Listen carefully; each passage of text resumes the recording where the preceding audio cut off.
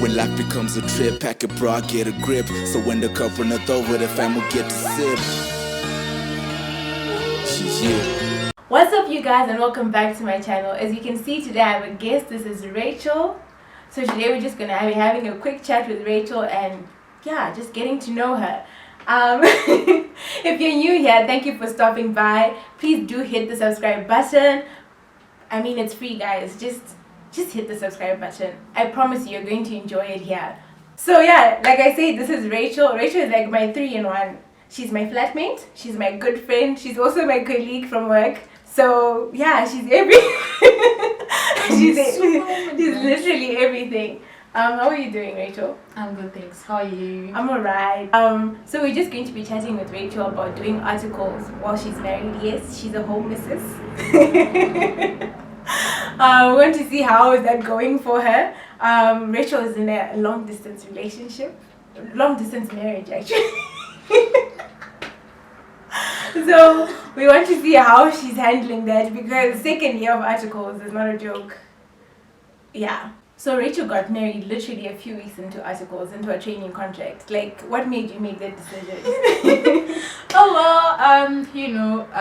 When we decided to get married, no one knew what was going to happen. Obviously, we knew I was going to start my articles as soon as I passed my CTA, but obviously the marriage and everything else happened before I wrote my CTA and everything. Like the lobola, right? Yeah, the lobola, and then now the planning of the wedding and everything. But well, the date was already set, guys. The date was set. I had no choice, and yeah, it just happened like that. Yeah. So the time when you were writing ITC is the time you were also planning your wedding. When you're studying for your ITC, the first board exam, you're also planning for your wedding. How was that?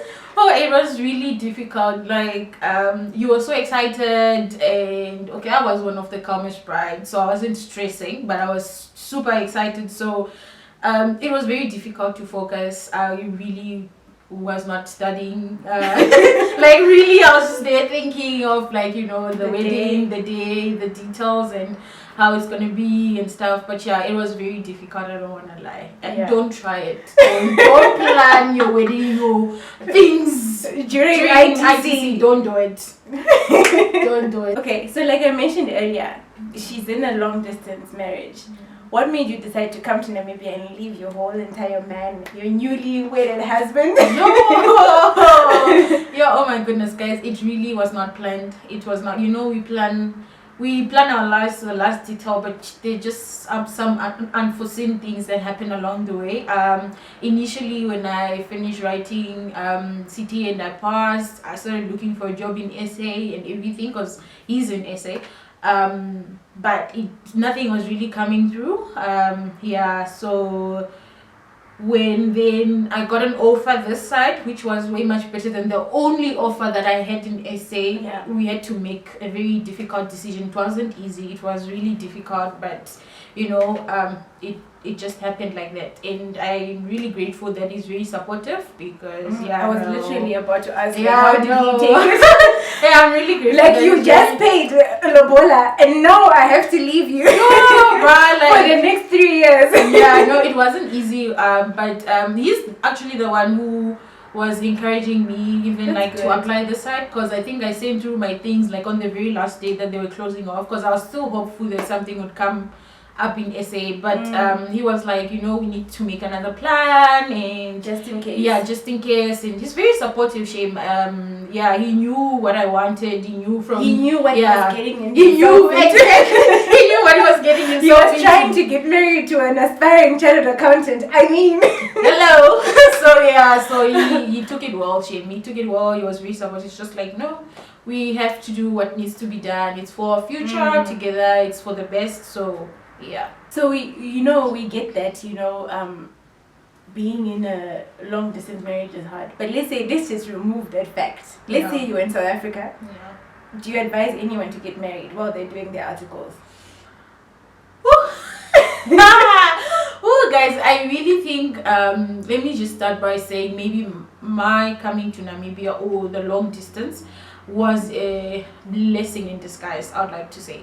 I think it would be very difficult if you do get married and you like literally live with a partner, 24, like every single day you have to go to work. Like, I mean, auditing is something else. Articles, you really work the late nights and all those things. So unless you really confident that your partner is really that understanding and really understands. Sometimes in my work, maybe for some people say, how do you do it when you get married to someone who's not like in your in the same field? Yeah, in the same field, because it's very difficult to understand. Especially when you're doing articles. But like towards deadline, you have to sign, bruh. Like, you forget that you even have friends.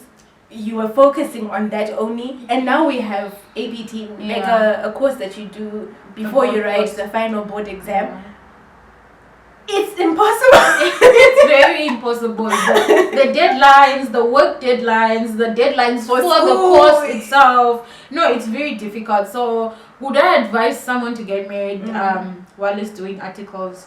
I would say it depends. It depends with your person, really, if he's that supportive and understand. Because some people will literally be there for you, like make food for you while it's just studying, and really understand and just be there for you. Allow you to grow in your career. Definitely. If you do find someone like that, then why not? Take a shot. Yeah, take a shot. But it's very difficult. You really need to understand each other. Because even sometimes when I'm trying to explain to my parents, right, about like the amount of work I have, or like just to my other friends who are not in the same field, about why I'm MIA, like disappearing, it doesn't make sense to them, because they think you go to work from 8 o'clock to 5 o'clock. What are you still doing after?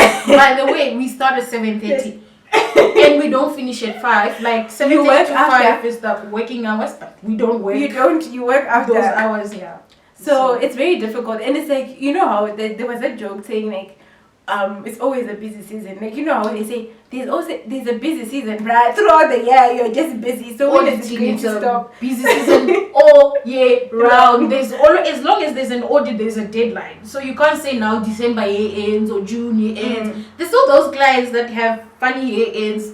They also have deadlines, so it's busy season all year round. So would you say you regret it? Do you like feel like you regret making that decision of getting married before? No, not even one day. But I would say that it has its highs and lows, you know, especially now with the long distance. I wake up one day, I'm like, it is what it is. Yeah, you can ask her. She's seen it all. Really, guys. Especially during COVID. Oh my goodness, she's seen it all. So I would definitely say I don't regret it. But yeah, I have better days, and I have days where I'm just like. But it's easier this year, right? Because you can go and see him. Definitely, this year is so much better. And at work they're allowing flexible working. So you don't necessarily have to take leave. You can just be like, I'm going to go there and work. I'm actually this happy because I just came back. She literally just got back. So I'm this happy. The glow. Yes, you can see the glow, guys. So speaking of lockdown, how was it during last year? March 2020, we went into lockdown. How is it? Well, guys, it was really difficult. Like, because literally I got married in February last year, and then just after I came back, that's when lockdown started in March, just a month. And I had just asked for days to go there. I didn't have any days, so I couldn't now go back again. Yeah, because you just started the job. Yeah, guys, no honeymoon, nothing. I had to come back from work. Okay, cool. So I come back, but then March now, the lockdown started. But you know how it was with the lockdown. People thought, it's gonna be a month, and then everything is gonna get back to normal. Until we got to the 7th month, and the first month became a second, third, fourth, guys. And you know, I was trying to convince her, like, no, I'm sure they're going to get a resolution to all this. There's going to be a cure to all this. You'll see him soon, right? And then she was believing me. 14. She was believing me. Then we got to a point where I was like, yeah, girl, bruh. It is what it is, guys. I'm the only one you've got right now, you know. So if you're going to cry, so sometimes there'll be tears. Yeah. I was crying last Yeah. night. I'm like, sorry. And actually, the most difficult part was also that she was not around. She had to go work. Oh yes. Like for 3 or so months. Yes, I actually left Vinod. Yo, guys, I was all alone. First of all, you're in a new place. Yo. Your flatmate leaves you. Yo. You're not with. You just got married. You don't have your husband. I felt bad because she was like, "Yeah, I'm just here by myself." Because I went to the north end of March, and then literally the day after lockdown started, I was locked down there. It was terrible in the north, but Yeah. I don't think you were going. I was going through what you. Yeah, I know, I was going through the most, guys. I really was going through the most. But you know, we just tried to communicate as much as we could. Yeah, I guess that is what it all boils down to. Like, your communication really has to be that good if you're gonna be in a long distance relationship. Yeah. So yeah, no, it was fine, and I couldn't like hide my feelings. Whenever I was feeling low, I would literally just say it to him, like, I don't feel so great today, you know. Yeah, and he would do the same, and it was just. Yeah, It was a lot. Yeah, it was really a lot. So you feel better now. I mean, we're now in 2021. The restrictions have been lifted. Yo, You're guys, flying back and forth. we should never. Catching flights, not feelings. We're not about that life. Yeah, so no, it's so much better this year. It's so much better this year, which is so funny that like if we stay maybe 2 months or so without seeing each other, he's complaining. I'm like, Last year. last year it was a whole 7 months. I remember when the restrictions were lifted about flying. Yeah. The guy was here. He was. Where did you go? Or did he come? No, he came. The moment they said it's lifted, he was here. I was like, we finally get to see you. Yeah. You're just a guy over the phone. Over But the now we phone. finally get to see you. Yeah. No, it was a difficult moment, but yeah, we're grateful we went through it, and actually we came out stronger, I would like to say. I don't Because your think- communication game now has to be on point. Yeah, definitely. Now almost a year and a half since you got married. And you have school, you're studying, you have your husband, you have work. How do you balance it all? Because your husband needs to feel like he's your man.